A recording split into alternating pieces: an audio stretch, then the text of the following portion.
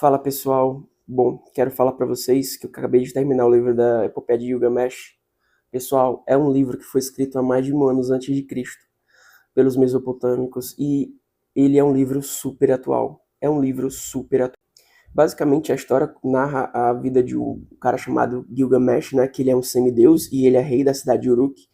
Ele é meio que um gigante, né? E aí, o gigante rei, ele faz o que ele quiser naquela cidade, ele infringe as próprias leis, e o pessoal daquela cidade começou a reclamar aos deuses, né, sobre o que aconteceu. E basicamente, para o castigo dele, os deuses tomaram a ideia, né, de fazer um ser semelhante a ele, mais forte do que ele, ou tão forte quanto ele, né. E aí chegou o momento que eles se encararam, né, e aí brigaram, o Gilgamesh venceu. O nome desse cara é Enkidu, e ele foi feito da lama. Depois da batalha que eles tiveram, Gilgamesh venceu, eles se tornaram melhores amigos, né, Gilgamesh ficou apaixonado por ele.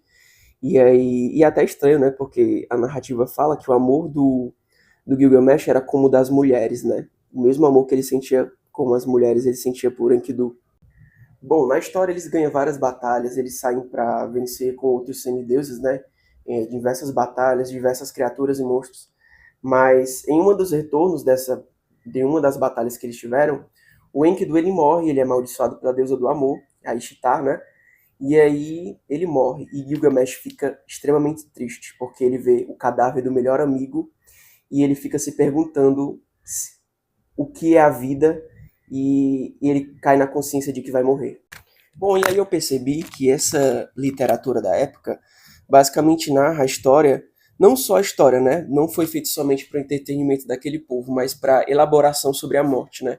Gilgamesh ele fica super triste e ele vai atrás de resposta, né?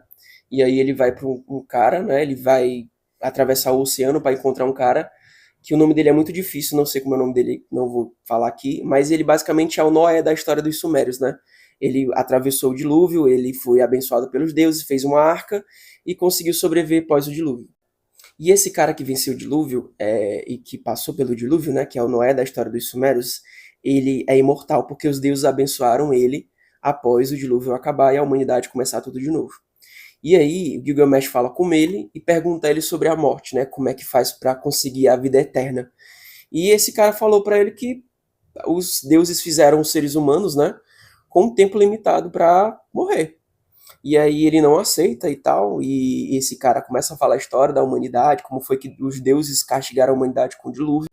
E o resto da história eu vou contar no próximo Stories. Valeu!